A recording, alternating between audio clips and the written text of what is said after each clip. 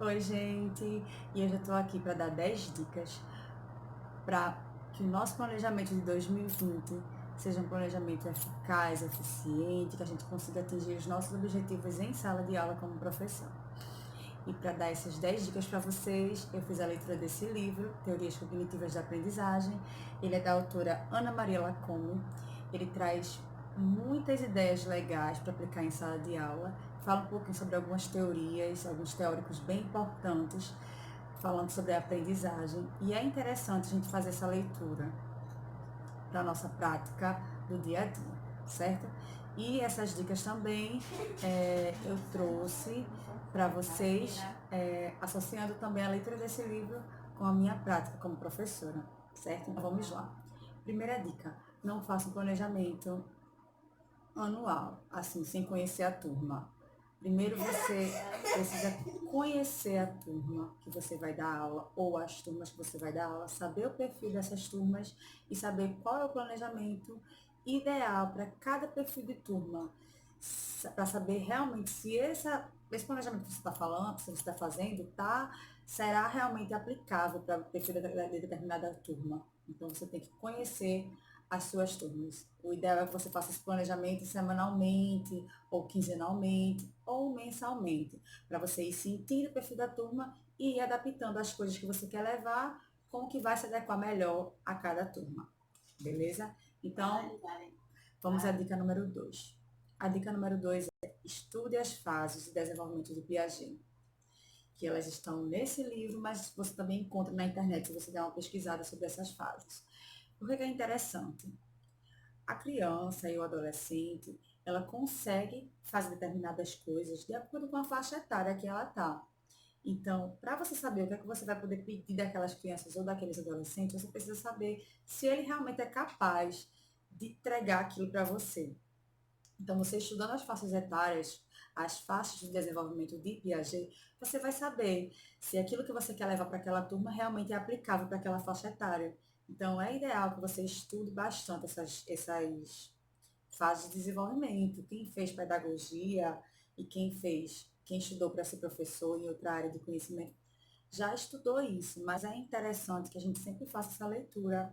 A cada semestre a gente faça essa leitura para a gente relembrar o que a gente vai poder pedir para aqueles alunos, o que a gente deve esperar daquela turma, para a gente não criar expectativa demais para uma criança que não pode trazer aquilo que a gente quer, ou para a gente não criar expectativa de menos, quando na verdade a gente poderia puxar um pouquinho mais daquela turma, ou pedir um pouco mais daquela turma, no caso, essa seria a palavra. Dica número 3. Estude novos aspectos e atualize-se nos seus conteúdos. Por que é tão importante estar se atualizando? Quem dá aula de línguas precisa saber o que é que está mudando na linguagem, o que é que as novas tecnologias trazem de mudança para a nossa linguagem, as gírias, né? Outros tipos de linguagens, para a gente poder trabalhar isso em sala de aula. Mas quem trabalha não só com línguas, mas em qualquer outra área do conhecimento, precisa se atualizar para que aquela prática não seja uma coisa engessada, para que a nossa prática não seja uma coisa engessada, para que a gente esteja sempre atual e para que os nossos alunos possam também estar sempre atualizados no que está acontecendo no mundo. Então, isso é muito importante. Então, a dica número 4 agora.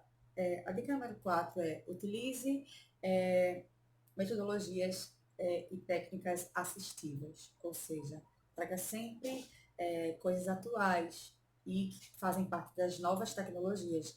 Traga vídeos, traga músicas, traga outras formas de pensamento, outras formas de ensinar, como mapas mentais. Ano passado eu trabalhei com mapas mentais em algumas turmas e trouxe resultados maravilhosos. O mapa mental também ele pode ser utilizado através do professor, né? Não só o aluno construindo seu próprio mapa mental, mas o professor ele pode utilizar várias cores de pilotos, né, no quadro e construir mapa mental com a ajuda dos alunos. E aí você vai estar ajudando os alunos a pensarem, né, para saber o que é que vai ficar melhor naquele mapa mental e você também vai estar trazendo uma nova forma de ensinar. E aí você também pode fazer alguma atividade em que os alunos no final da aula, criem os seus próprios mapas mentais de acordo com aquele assunto. E aí ele vai estar revisando também o conteúdo através dessa construção de mapas mentais. Dica número 5. Questione os seus alunos e faça-os debater sobre os assuntos da sua aula. Isso parece um pouco bobo, porque a gente como professor está sempre perguntando, né? Mas existe a forma certa de questionar. E o interessante é que a gente possa fazer isso no início da aula. Muitas vezes eu acho interessante a gente começar nossas aulas com questionamentos, com perguntas. Não perguntas muito diretas, mas perguntas mais abrangentes, que tragam uma reflexão para os nossos alunos. E aí, além de você estar questionando o seu aluno, você vai ajudar o seu aluno a saber o que é que você espera que ele entenda no final daquela aula. Se você fez uma pergunta no início da aula, o aluno vai ter que saber que no final da aula ele vai ter que pelo menos ter uma noção de como ele poderia responder essa pergunta. E aí você vai estar também trazendo uma expectativa para ele. Ele vai saber o que é que você espera dele no final da aula e você vai saber mais ou menos se os alunos estão tendo um feedback positivo, se eles estão realmente tendo uma compreensão daquilo que você deu como assunto, se eles responderem essas perguntas de forma adequada, certo? Então, vamos para a dica número 6. Eu fiz uma colinha aqui para a gente não se perder. Dica número 6. Trabalhe currículo interno e inteligências múltiplas. A gente está muito acostumado a cobrar dos alunos que eles tenham bons resultados, que eles tenham boas notas, mas a gente também tem que lembrar que o aluno não está na escola só para construir as notas, ele tá na escola para construir a parte social também, a a capacidade de se relacionar, né? Capacidade intrapessoal e interpessoal de se relacionar com ele mesmo e com os outros. Ele também tem que desenvolver habilidades espaciais, habilidades de lógica. Então, para que você não fique naquela prática só de exercícios escritos, você também tem que trabalhar com os alunos formas diferentes, que eles possam trabalhar as habilidades dele, que são as habilidades de desenho, habilidades de discussão, habilidades de trabalhar um tema de forma mais lúdica, habilidades com o corpo. Então, é interessante que a gente sempre traga dinâmicas para que os nossos alunos trabalhem as inteligências múltiplas, que eles trabalhem o currículo interno, que é justamente essas habilidades, que não são só os resultados, que é muito importante também, que eles estão na escola para desenvolver essas competências também. Então, é interessante que sempre você trabalhe com dinâmicas, certo? Dica número 7. Utilize nas suas aulas métodos holísticos, independente da disciplina que você estiver trabalhando. Então, como assim métodos holísticos? Os métodos holísticos, gente, é uma nova forma da gente ver o mundo, né? Uma nova forma da gente trabalhar com os nossos alunos. Os novos alunos trazem muitos questionamentos e eles têm também muitos problemas dessa era digital. A maioria dos alunos hoje já chegam na escola com ansiedade, alguns desenvolvem também depressão, síndrome do pânico, e muitas vezes eles se sentem tão cobrados pela sociedade e por nós também, que fazemos parte dessa sociedade, que se sentem tão sufocados que precisam ter também formas de aprendizagem diferenciadas. E essas formas são métodos e estratégias que fazem com que o aluno possa trabalhar esse emocional dele, que são meditações, atividades de expansão, né, da consciência do aluno, que ele possa expor os seus sentimentos, que ele possa trabalhar também esses sentimentos de forma individual e de forma grupal. E isso é bem interessante. Então, o que é que vocês podem fazer como professores?